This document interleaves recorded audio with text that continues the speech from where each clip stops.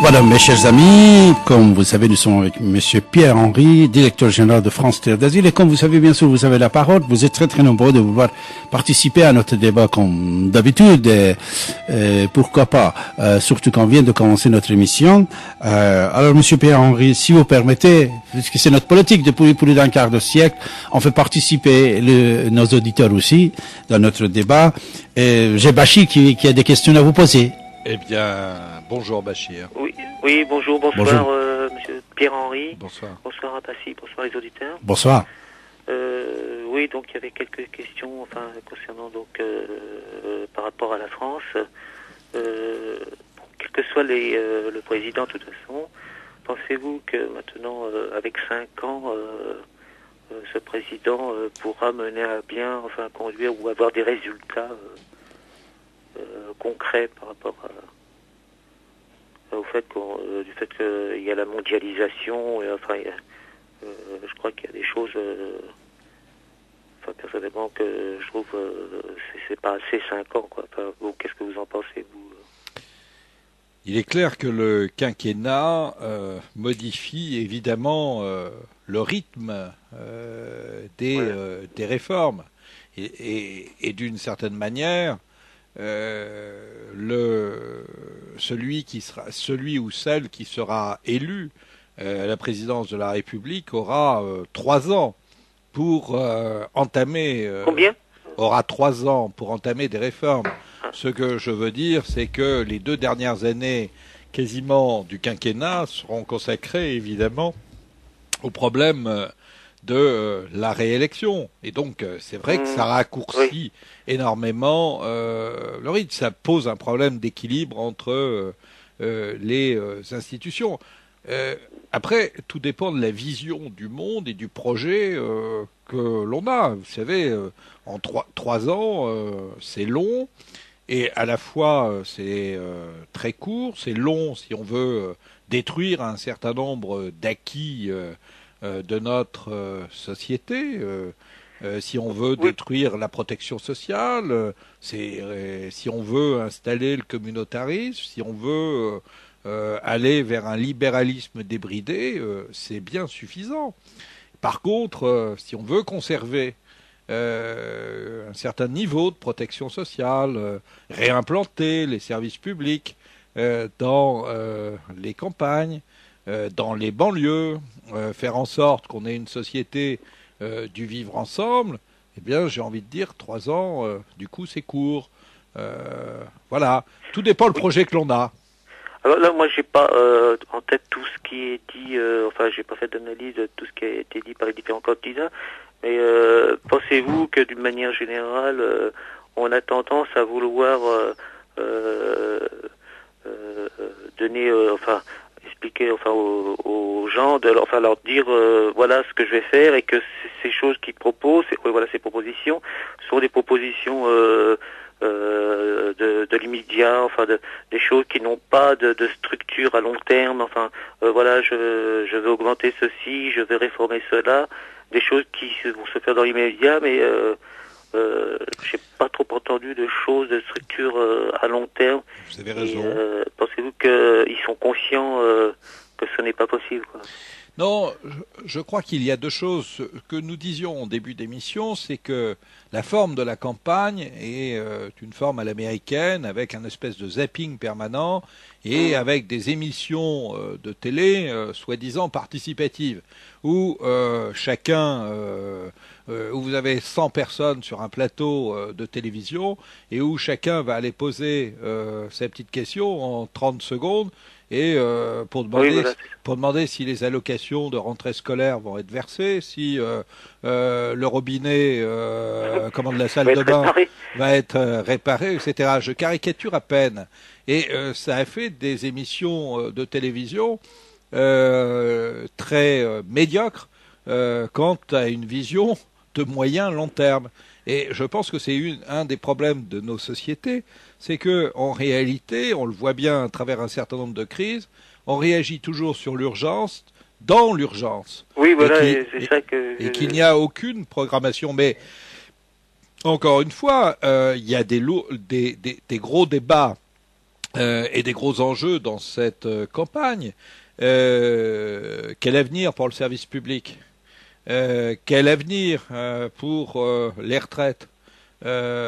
Quid de la question du pouvoir d'achat? Quel équilibre entre le Nord et le Sud? Voilà.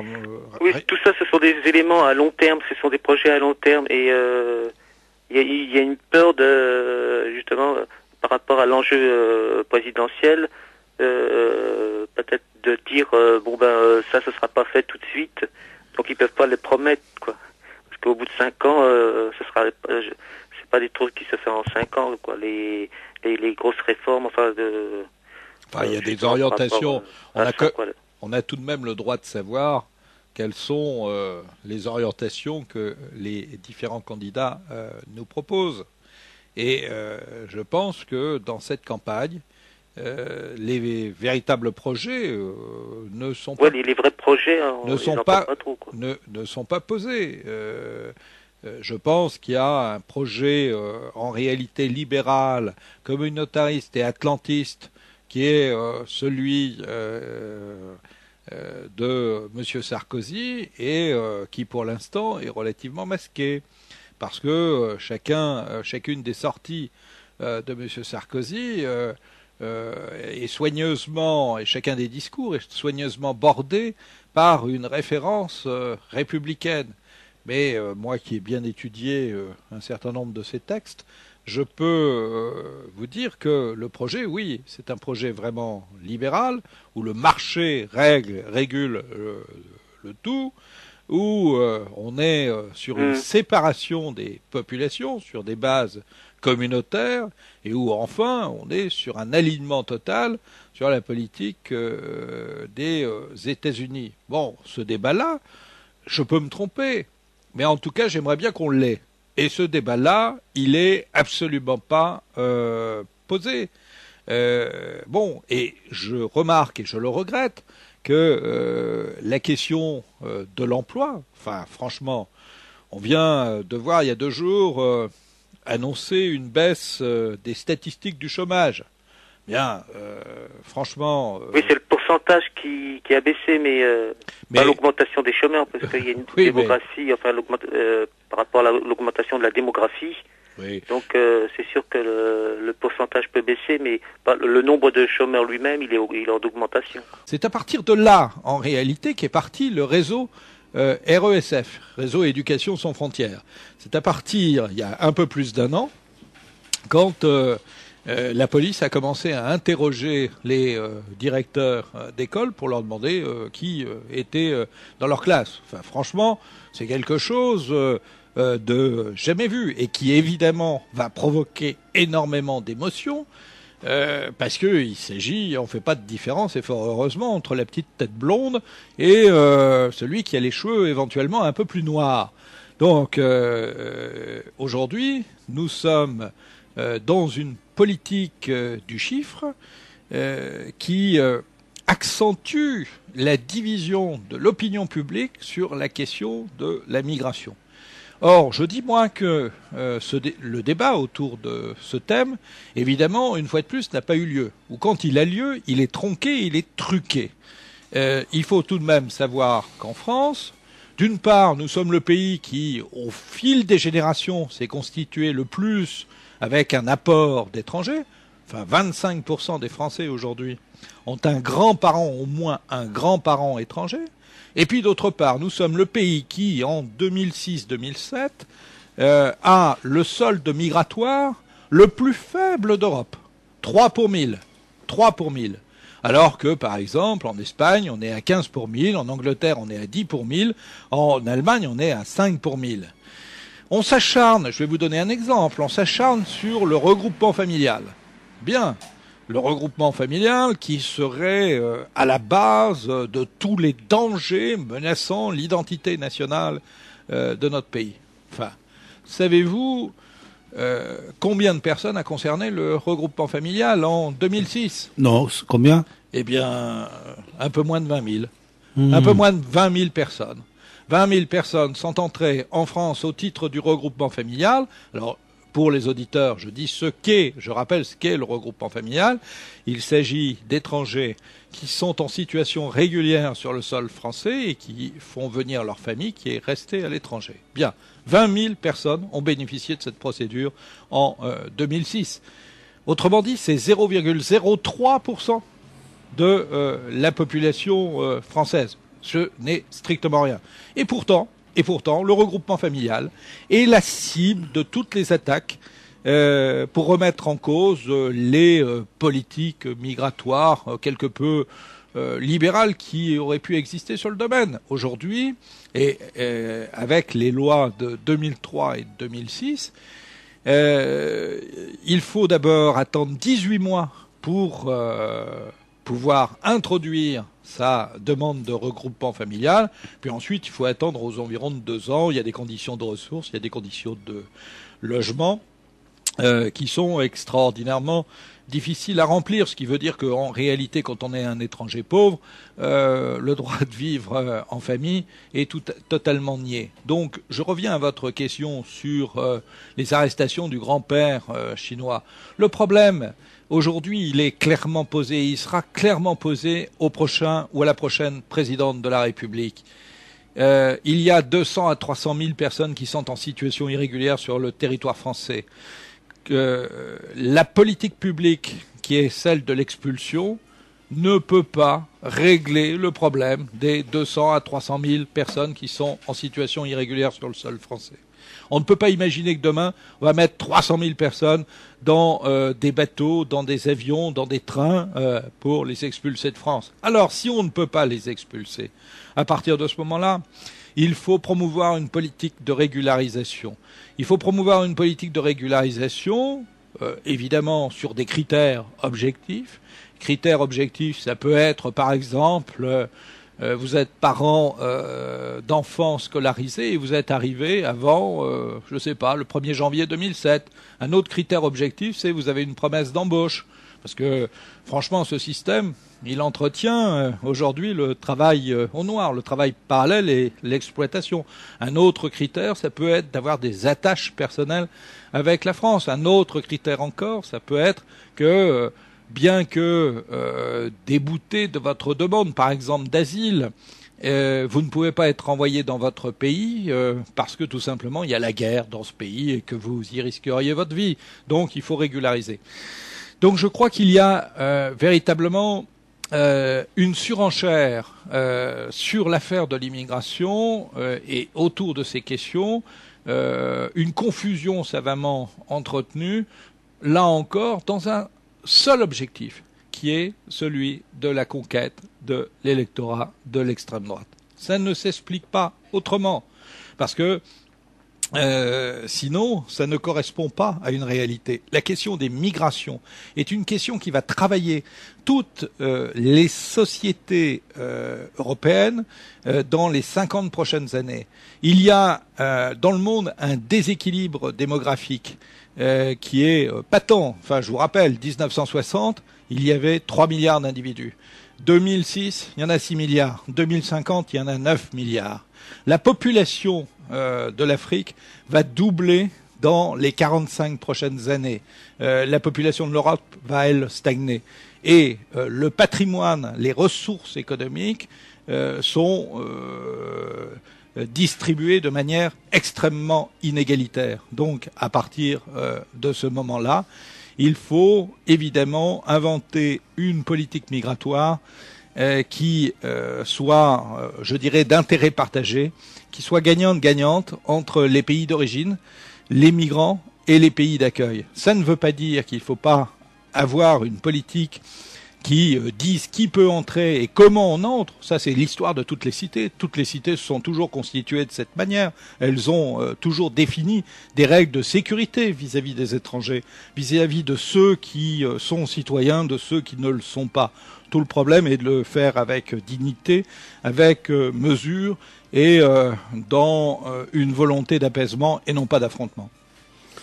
Vous écoutez votre radio ici maintenant sur 95 de FM, bien sûr, et la télévision, ici maintenant.com, vous savez que nous avons l'image et le son. Vous pouvez nous regarder comme vous regardez la télé dans le monde entier, ici maintenant.com, et vous avez l'image, bien sûr, de monsieur Pierre-Henry, directeur général de France Terre d'Asile, que ce soir j'ai l'honneur de le recevoir ici, quelqu'un qui a combattu pendant des années pour l'humanité, pour le droit d'asile, et surtout les idées qui actuellement, aujourd'hui, jour après jour, nous le voyons, qui est en train de disparaître en Occident, en France surtout.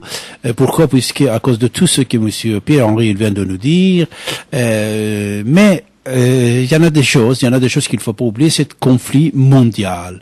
Monsieur Pierre-Henry, comment vous placez certaines idées qui ont été votées et exécutées également depuis déjà quelques années, depuis que monsieur Chirac est président de la République française, surtout que lui, quand il met Nicolas Sarkozy en place comme ministre de l'Intérieur, il a dit dans son entretien avec notre ami Pierre Perron, dans son dernier livre, l'inconnu de l'Élysée, c'est-à-dire Chirac, dès le départ, puisque la sécurité était dans son programme, et c'était programmé, organisé, de faire tout ce que Sarkozy a fait, c'est-à-dire Nicolas Sarkozy, tout ce qu'il a fait, c'était en faveur des idées du président de la République, M. Jacques Chirac. Et surtout, Chirac, comme nous pouvons constater, il a joué avec ses fidèles, comme de Villepin, comme Mme Michel Alliot-Marie, jusqu'à dernière minute, et à la fin, même lui-même, il a soutenu Nicolas Sarkozy. C'est-à-dire, cette idée de droite d'aujourd'hui, que même une grande partie de gauche d'hier, surtout de gauche, on peut dire, pas, même peut-être parmi les socialistes, mais extrême gauche, on peut dire, et qui ne savent pas où doivent nager. La plupart, on le voit extrême gauche, extrême droite, surtout actuellement avec la pauvreté qui existe, avec la précarité, avec beaucoup de problèmes économiques qui existent en France, que vous-même vous venez de nous citer. Nos amis qui nous ont appelés aussi, ils ont précisé ça. Alors, ce problème de la misère qui existe actuellement en France, c'est-à-dire la différence entre les couches sociales qui fait jouer, balancer et nager de un extrême vers l'autre extrême, c'est-à-dire aujourd'hui, ici et maintenant, mon cher ami, monsieur Pierre-Henry, puisque je suis en contact direct avec les Français, on peut dire, vous voyez, je suis pas seulement assis dans mon bureau, je voyage, j'écoute les gens. Je peux constater que la volonté d'une grande partie du peuple français, c'est ce que nous pouvons constater dans le programme de droite, c'est-à-dire concernant l'immigration, sécurité, etc., etc. Et cet problème, est-ce que si le progrès d'informatique, ça continue, jour après jour, il y aura fermeture des usines, fermeture, licenciement, et la misère qui va augmenter. Est-ce que ça va pas ramener d'abord une cause vers cette idée-là, comme quoi nous ne devons plus recevoir des émigrés. Et deuxièmement, même si on va recevoir des émigrés, ce que Nicolas Sarkozy dit, on aurait le choix. Alors, cet choix maintenant parmi les 27 pays européens qui sont chrétiens, et cet conflit.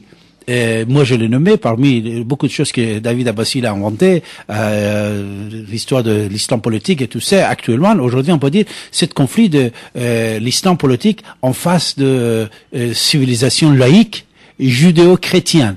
C'est-à-dire cette civilisation judéo-chrétienne, si ce soit en danger, en face d'une idéologie, un pouvoir, et des individus que nous pouvons constater chaque jour, il existe. Ces individus sont, disons, musulmans, on va être franc, net et correct. Regardez, concernant le grand-père chinois, vous avez pu constater les manifestations des Français, des responsables d'éducation français, mais vous n'avez pas vous les Chinois dans la roue pour contester ça. Mais par contre, nous pouvons constater que s'il arrive des choses comme ça de l'autre côté, de barrières, de banlieue, ça va être tellement grave. C'est-à-dire des manifestations, de contestations, des oppositions, comme nous avons pu constater Gare du Nord la semaine dernière et beaucoup d'autres choses. C'est-à-dire ici et maintenant, nous avons ce problème-là. Déjà, la volonté de cette pensée judéo-chrétienne face à l'islam politique, est-ce que ce n'était pas la principale cause d'améliorer le suffrage des gens comme Nicolas Sarkozy, et qu'il fait tout et il avance tout, mais personne n'ose pas le contester. C'est-à-dire même il n'y a pas de grandes manifestations. Il y avait 2000 personnes dans la rue hier, et l'autre fois 4000 personnes pour d'autres choses. C'est-à-dire, rappelez-vous, dans les années 80, quand il y a quelqu'un jeté dans la Seine, président de la République, il vient, tac, il va jeter une rose là-bas. Mais aujourd'hui, même la gauche n'ose pas défendre et crier certains principes que vous, comme directeur général de France Terre d'Asile, vous les défendez depuis des années. Ça, que pensez-vous à ce conflit de civilisation? Oui, alors il y a beaucoup de choses dans ce que vous venez de dire, David Abessi. Je suis pas sûr de vouloir entrer sur le champ, je dirais, de l'affrontement des religions. Il y a dans le programme de Nicolas Sarkozy, vous dites aujourd'hui, le peuple français, il veut ce qu'il y a majoritairement, ce qu'il y a dans le programme de Nicolas Sarkozy, dans le programme de la droite. Franchement, je n'en suis pas certain. J'en suis pas certain, même pas sur l'immigration. Quand je regarde les sondages, de la manière, et tout dépend comment les questions sont posées, sur la question, par exemple, de la régularisation, enfin 74% sur un récent sondage qui a été fait par la chaîne parlementaire, 74% des Français se prononcent pour une régularisation au cas par cas. Je vous rappelle tout de même que Nicolas Sarkozy, par exemple... Lui aussi, il dit la même chose. Non, il dit pas la même chose, il dit que la régularisation est irresponsable. Et il supprime mais par la loi... Mais cas par cas, il l'a dit, ça. Non. Il supprime, David Abessi, en 2006, avec la loi qu'il fait voter, d'abord il supprime la régularisation au bout de 10 ans.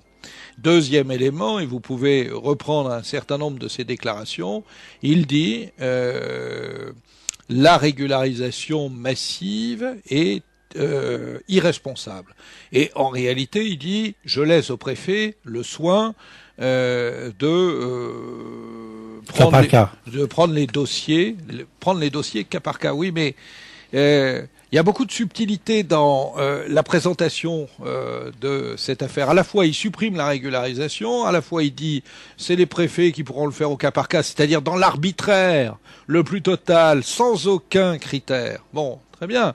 Quand on pose la question, finalement, aux Français de savoir s'ils sont pour l'immigration choisie, là encore, les Français sont très partagés. Quand on leur pose la question de savoir si l'immigration est une chance, eh bien, écoutez, malgré, disons, le climat extraordinairement mauvais et l'absence de pédagogie sur cette question, 50% des Français disent oui, c'est une chance. Alors évidemment, il y a un clivage entre les deux, mais je trouve déjà que 50% dans le contexte dans lequel nous sommes et avec la progression d'un certain nombre d'idées d'exclusion, de rejet et voire raciste, franchement, 50%, alors qu'il n'y a aucune pédagogie de fait ou ou pas beaucoup autour de cette question, c'est déjà pas si mal.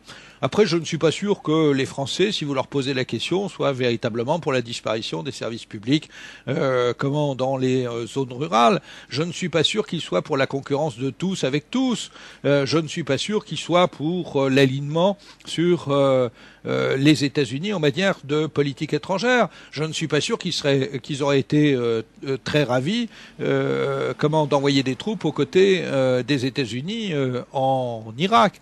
Après, qu'il y ait une question qui se pose avec un mélange extraordinaire entre les radicaux islamistes et puis les musulmans qui vivent leur foi dans des proportions qui sont absolument identiques à celles que vivent les chrétiens. Autrement dit, je veux dire qu'il y a 10% de pratiquants parmi les musulmans, comme il y a à peu près 10% de pratiquants parmi les chrétiens aujourd'hui. Et on fait un amalgame terrible, évidemment, entre un certain nombre d'extrémistes qui n'ont rien à voir avec l'islam, et à des fins de clivage. On parle beaucoup du déficit d'intégration dans nos banlieues, et tout ça serait dû à l'immigration qui serait mal maîtrisée. Mais attendez, pardonnez-moi, c'est d'abord la question sociale qui n'a pas été abordée en réalité, parce que ça, c'est un vrai problème. On ne s'est pas aperçu que un certain nombre de travailleurs immigrés qui sont arrivés dans les années 60-70, qui, avec les mutations industrielles, se sont retrouvés au chômage, on ne s'est pas aperçu que c'était la nouvelle classe ouvrière et qu'on a totalement oublié. Et dans le même temps où se passaient ces mutations industrielles, où on oubliait ces gens, le Parti communiste s'effondrait. Il y avait même plus de relations, de liens, et donc évidemment, tout ça a fait un mélange détonnant. Quand je n'excuse rien, je ne suis pas sur la culture de l'excuse. Mais enfin, franchement, quand il faut faire des kilomètres pour attraper son bus, quand il n'y a plus de poste, quand il n'y a pas d'emploi à proximité, et que vous n'avez pas les moyens de sortir de l'endroit où vous êtes, évidemment, ça pose tout de même un certain nombre de problèmes sociaux. Et c'est pas une immigration mal maîtrisée. Pendant les événements des banlieues, le ministre de l'Intérieur a dit quoi? Il a dit mais c'est à cause d'un certain nombre d'étrangers qui ont participé aux événements. Mais vous savez combien il y a eu d'étrangers expulsés pendant combien les banlieues? Un seulement. Un. Parce qu'il n'y avait pas beaucoup d'étrangers là. Mais parce que ce sont des Français. Ce sont des Français qui sont arabes, musulmans, chinois, portugais, Amérique latine, qui sont d'origine. Qui sont d'origine, peut-être d'origine. Et puis il y a aussi des bons Français d'origine et qui ont participé à ces événements. Il y avait une grosse question sociale. Il n'est pas question. Mais à Gare du Nord aussi, il y avait des étrangers. Mais oui, mais les deux qui sont condamnés. Mais attendez, vous trouvez pas ça curieux quand même, David Abessi, comment que la question de la sécurité ressurgisse comme ça en pleine campagne électorale, au détour d'un contrôle de police qui tourne mal, et immédiatement le nouveau ministre de l'Intérieur nous explique que c'est un étranger qui a 22 condamnations. Bon, le type, c'est pas un ange, mais sauf que c'est quelqu'un qui est arrivé à 10 ans en France par le regroupement familial. Autrement dit, ça fait 23 ans qu'il est en France et il n'a pas 22 condamnations pour violence, il a 7 condamnations en règle générale pour du vol de nourriture. Bon, alors c'est pas un ange, ça n'excuse rien, ça n'excuse pas le fait que pour voyager, vaut mieux payer son billet, bien évidemment. Mais je trouve quand même qu'il y a une exploitation de cette affaire qui est tout de même curieuse. Moi, je m'interroge. Nous sommes avec M. Pierre Henry, un humaniste formidable, directeur général de France Terre d'Asile. Messieurs, mesdames et messieurs, vous avez la parole, bien sûr. On va vous prendre de temps en temps. Laïque. Laïque aussi, bien sûr. Il est tout à fait laïque et Il faut le préciser, bien sûr. Pierre, Oui, bonjour Pierre. Comment vas-tu, Pierre? Merci, bonjour. Bonjour Pierre. Oui, je pense qu'il n'est pas nécessaire de diaboliser Sarkozy. Il est ce qu'il est, c'est un sacré diable, hein, dans le mauvais sens du mot. Je suis d'accord pour ce qui a été dit en ce qui concerne les désordres violents à la gare du Nord. Cependant, il n'y a pas que, disons, les mauvais sentiments de cet endroit-là qui font de la politique, mais il y a peut-être aussi des bons sentiments, les sentiments, disons, humanistes, humanitaires, et comme dit Monsieur Rocard, qui n'est pas le péniste, la France ne peut pas accueillir toute la misère du monde. C'est quelque chose de simple. Mais Pierre, oui. Je peux vous interrompre. Le problème, c'est que quand on cite Michel Rocard, il faut le citer totalement. Allez-y, moi je demande pas mieux, parce que je fais l'avocat du diable. Hein. Oui, eh bien, ne faites pas trop l'avocat du diable, parce que, en l'occurrence, Michel Rocard disait la chose suivante. Il disait, on peut pas accueillir toute la misère du monde, mais il faut que la France en prenne sa juste part. Donc, mais on oublie toujours la deuxième partie de la phrase, ce qui est dommage parce que ça change quand même beaucoup le sens. Mais je vous en prie, continuez. Oui, alors donc oui, il faut que la France prenne sa part. Voilà. Bon, alors donc ça mériterait des comparaisons, surtout chiffrées, question d'argent. Hein. Oui, mais je peux vous en donner.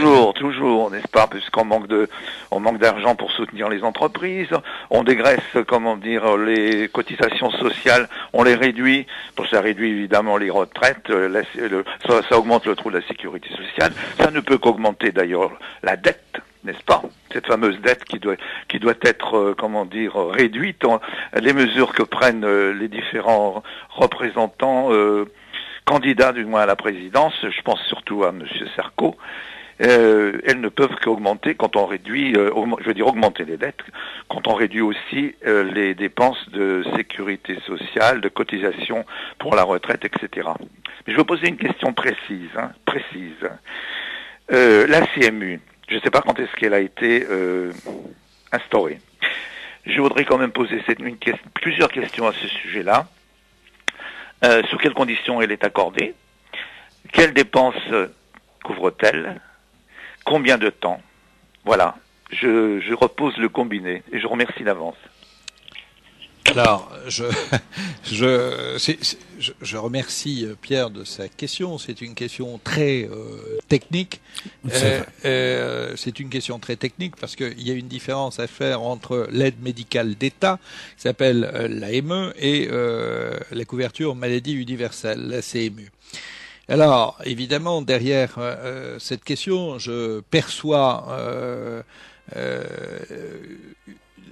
l'idée selon laquelle ceux qui émargent à la CMU seraient d'abord des étrangers. Il y a des étrangers qui émargent à la CMU, mais il n'y a pas que des étrangers, il y a aussi un certain nombre de gens qui ne travaillent pas, qui sont en déficit, je dirais, d'emploi et qui peuvent avoir accès à la CMU. Alors le coût, il est relativement élevé. Je ne donnerai pas un chiffre à l'antenne parce que je n'en suis pas certain là. Je pense que c'est aux alentours de 600 millions d'euros le coût de la CMU. 600 billions. Oui. Énorme, ça. Oui, mais énorme, mais il faut regarder par rapport aux dépenses de santé. Donc ça, c'est un autre débat, et c'est un débat très technique, encore une fois, dans lequel je ne rentrerai pas là. Bien sûr. Donc voilà, les étrangers qui sont irréguliers ont le droit à l'AME, ils n'ont pas le droit à la CMU. Je dirais que de toute façon, lorsqu'ils sont en situation irrégulière, le problème est le suivant, c'est que très souvent, ils ont énormément de mal, d'une part, d'avoir accès aux soins, mais d'autre part également, leur première préoccupation n'est pas de se faire soigner. C'est d'avoir éventuellement un toit et de chercher de quoi tout simplement se nourrir. Ce qui a d'ailleurs des conséquences énormes. C'est-à-dire plus on rend difficile l'accès aux soins pour les étrangers, par exemple en situation de précarité, plus on alourdit les coûts, tout simplement parce que les gens à partir de ce moment-là, n'ont plus aucune prévention et vont plutôt sur les urgences quand les pathologies se sont déclarées. Ça coûte beaucoup plus cher. Donc, c'est une question extraordinairement difficile et lourde que Pierre a posée, sur laquelle on pourra revenir et de manière documentée. Bien sûr, Monsieur Pierre-Henri. Monsieur Pierre-Henri, comme un citoyen, hein, puisqu'on va voyager ce soir, cette nuit, et surtout comme vous pouvez constater, les problèmes nationaux, ça touche toujours le problème international. Alors, les problèmes internationaux, surtout, conflit en Moyen-Orient, cet conflit a touché depuis toujours, on peut dire, nos problèmes ici en France ou même en Europe. Alors, comment vous pouvez constater cette idée antisémitiste qui existe également en Europe, en Occident, chez certaines personnalités et même partis politiques, on peut dire. Pourquoi? Parce que vous voyez, s'il y a le Hamas, s'il y a la République islamique d'Iran, s'il y a le problème, le conflit, on peut dire, de Al-Qaïda et beaucoup d'autres mouvements terroristes internationaux antisémites qui existent, il y a toujours de l'autre côté des aides internationales pour garder ces gens-là au pouvoir. Écoutez bien, on va voir le problème de Hamas. Hamas, depuis qu'il a gagné les élections, nous pouvons constater qu'aujourd'hui, après la conférence de Riyad, il y a la majorité à la main de Hamas, c'est-à-dire l'Occident n'a rien gagné, mais c'est le Hamas qui a gagné contre l'Israël d'un côté. Concernant la guerre, deuxième guerre de Liban, c'est le Hezbollah qui a gagné. En plus, Hezbollah libanais, nous pouvons constater qu'il était toujours soutenu par certains dirigeants européens, on peut dire, européens. Et de l'autre côté, quand nous pouvons constater certains propos, comme propos de monsieur Raymond Barre, et les propos de monsieur Douste Blazy, quand il est au Liban, concernant l'Iran, et l'Iran de la République islamique d'Iran. On ne parle pas de peuple iranien avec 7 millions de civilisations, premier pays qui a fondé droit de l'homme et la laïcité avec ses Mitra et Zarathustra et tout ça. On ne parle pas de ça, on parle de certains individus qui sont au pouvoir en Iran.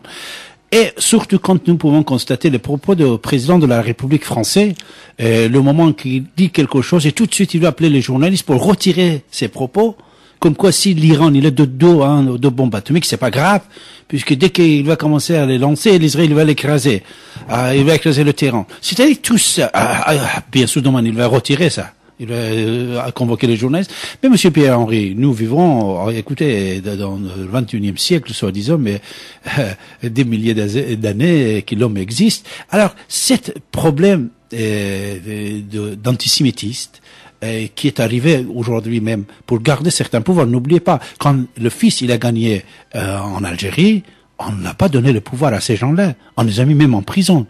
Mais comment ça se fait que Hamas, il gagne, et après des mois de conflit, à la fin, on joue contre l'Israël, et c'est les Arabes, surtout l'Arabie Saoudite, qui va être chef de la paix, soi-disant, et surtout la proposition du paix avec l'Israël aussi qu'ils ont proposé.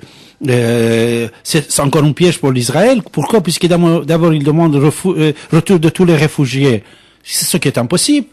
Deuxièmement, ils demandent quoi? Ils demandent le partage de Jérusalem, ce qui est impossible. Le frontière 67, ce qui est impossible. C'est-à-dire, ils demandent des impossibles. Et l'Occident, il dit, c'est beau, en clin d'œil, comme quoi, et monsieur Ehud Olmert, qui n'a aucun succès dans son pays, aussi, il est obligé de se taire, de contester. Mais de l'autre côté, comme nous pouvons constater, les gens forts, comme Ehud Barak, comme Benjamin Netanyahu, ils contestent cette conférence, soi-disant, soutenue par l'Occident à Riyad, qui est contre l'Israël. C'est-à-dire, même si vous prenez le retour des réfugiés en Israël, les Arabes et les musulmans, ils vont avoir la majorité là-bas, et c'est fini l'État d'Israël. C'est-à-dire, on va détruire l'Israël à cette façon-là. Et de l'autre côté, quand nous pouvons constater qu'aujourd'hui, aucune force mondiale ne peut pas rester sans être soutenue par des grands pays, on parle des Hezbollah libanais, de Hamas, de la République islamique d'Iran et tout ça.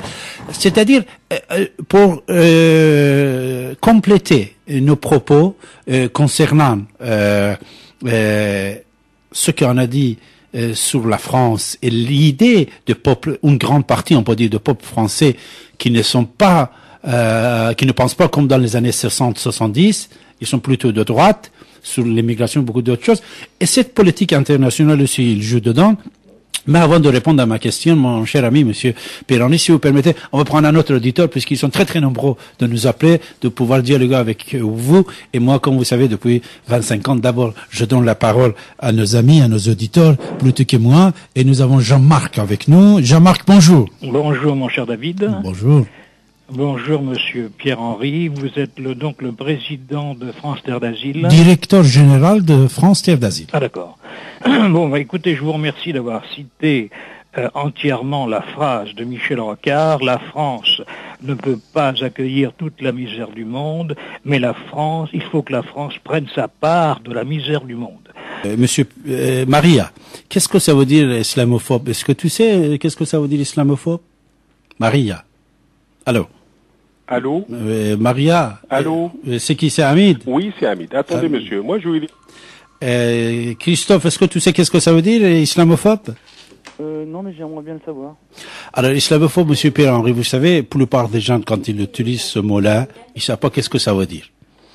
Islamophobe, ça veut dire avoir peur de l'islam. Alors, l'islam, avoir peur de l'islam, parce que phobie, c'est avoir peur, c'est un mot grec.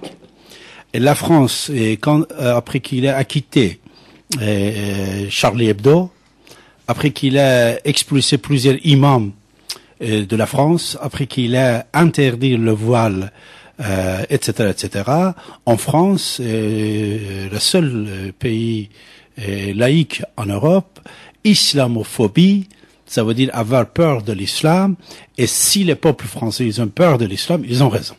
Pourquoi ils ont raison? Puisque c'est à cause de l'islam et au nom de l'islam qu'on est en train de tuer les gens dans le monde. D'Irak et jusqu'au nord d'Afrique et jusqu'à n'importe où. Comme tout à l'heure aussi vous avez dit, les gens qui ont attaqué les tours jumelles, c'était 22 parmi eux, c'était des Saoudiens, des musulmans. Ben Laden aussi, c'est un musulman. C'est-à-dire, actuellement, c'est l'islam qui menace la sécurité mondiale. C'est-à-dire avoir peur de l'islam. Et être islamophobe, soyez sûr et certain que c'est condamné par le gouvernement français. Et comme vous pouvez constater, pour la plupart des fois, quand même il y avait des procès, c'était débouté.